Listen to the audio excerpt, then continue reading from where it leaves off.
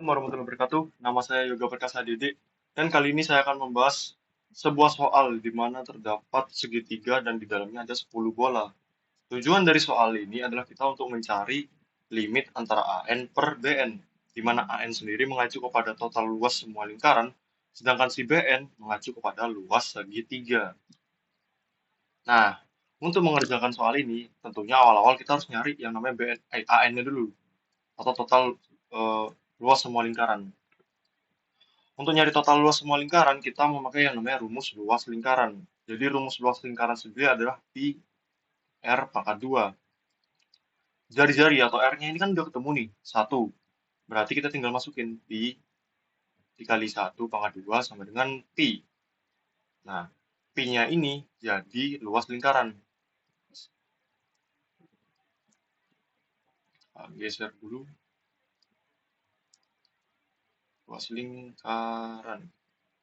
Nah, berarti tinggal kita masukin nih pi-nya ke dalam total luas semua lingkarannya. Jadinya AN sama dengan pi n dikali n dikali n tambah 1/2. Nah, AN-nya udah ketemu. Kita get keep dulu atau kita simpen. Lalu kita cari B-nya. Kita cari BN-nya atau total luas segitiga, luas alas segitiganya. Untuk nyari BN, kita pakai sebuah rumus namanya rumus segitiga sama sisi. Rumus segitiga sama sisi adalah akar 3 per 4 S pangkat 2.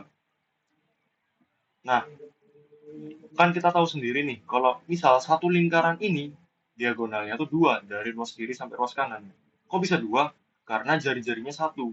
Untuk nyari diagonal lingkaran, kita memakai namanya rumus 2 dikali R. R-nya 1, berarti 2. Ini berlaku ke semua lingkarannya 2. Nah, untuk baris bawah ini yang ada 4 lingkaran, kan ada 4 nih. Mereka semua kan 2. 2 semua. Ya tinggal kita tulis 2N. N ini mengacu ke semua lingkaran. Ini sebenarnya saya salah ngomong. Ini berlaku ke semua lingkaran. Makanya 2N. Berarti tinggal kita masukin nih. Akar 3 per 4. S pangkat 2-nya ini adalah 2N pangkat 2. Ini bagian 2N pangkat 2 bisa kita turunin. 2N 2. Kalau kita turunin jadi 4. Ya, 2. Maka sama dengan BN sama dengan akar 3 per 4 dikali sama 4 dan 2. Nah, ini masih bisa kita sederhanain, di mana 4 ini tinggal kita coret. Jadi sisa akar 3 dikali n pangkat 2. Nah, ini BN-nya. Nah, karena BN sama AN-nya udah ketemu, maka tinggal kita masukin aja ke limit. Limit antara AN per BN. Nah, ini bagian limit. Berarti lim N menuju ke hingga AN-nya tadi, sebentar, AN-nya ini. AN-nya pi, pi kali N, N tambah 1 per 2 per akar 3 dikali N pangkat 2. Nah, ini kan kalau caraku biasanya ini tuh ku jadiin pembagian lalu perkalian lalu ya tinggal kita hilangin konstantannya. Soalnya kalau kayak gini ribet nih. Maka dapat kita tulis ya N, N tambah 1/2. Ini kita bagi. Kan dibagi sama akar 3 N 2. Ini kita ganti ke perkalian. Kalau kita ganti ke perkalian berarti ininya itu di swap atau di udah di apa digeser. Berarti pi n, n tambah 1/2 dikali sama 1/akar 3 kali n pangkat 2. Nah, sesuai kataku tadi kalau udah pembagian perkalian berarti konstantanya dihilangin.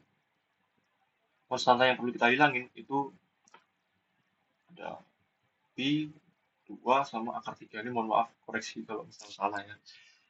Kenapa dihilangin? Karena ketiga value tersebut itu nggak berhubungan sama n atau nggak bergantung sama n.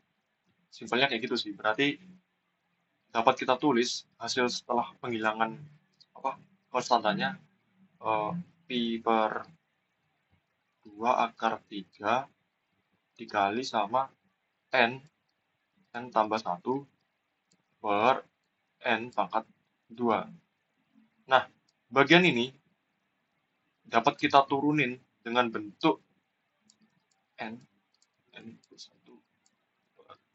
pangkat 2. Kalau kita turunin jadinya n pangkat 2 ditambah n per n pangkat 2. Dan ini hasilnya jadi kalau n pangkat 2 sama per n pangkat 2 hasilnya 1. Tapi kalau n per n pangkat 2, kalau nggak salah hasilnya 1 per n. Nah, berarti 1 tambah 1 per n. Karena n mendekati, jadi karena n mendekati tak hingga, maka 1 per n itu mendekati 0 atau sama dengan 0. Jadi dapat kita tulis di mana lim n menuju ke tak hingga 1 ditambah 1 per n, di mana 1 per n sendiri hasilnya itu 0. Berarti 1 tambah 0 sama dengan 1. Nah, berarti kita tinggal tulis lagi nih hasil dari an-nya tadi. Kan ini, gimana ya tadi? Oh, ini. Ini kan tadi kalau diturunin hasilnya 1. Berarti tinggal ini kan. Itu nggak perlu kita turunin. Berarti pi per 2 akar 3 dikali sama turunan tadi 1. Ya, turunan pasangannya maksudnya. 1. Berarti hasilnya pi per 2 akar 3. Jadi deh, hasil dari soal nomor 1 adalah pi per 2 akar 3.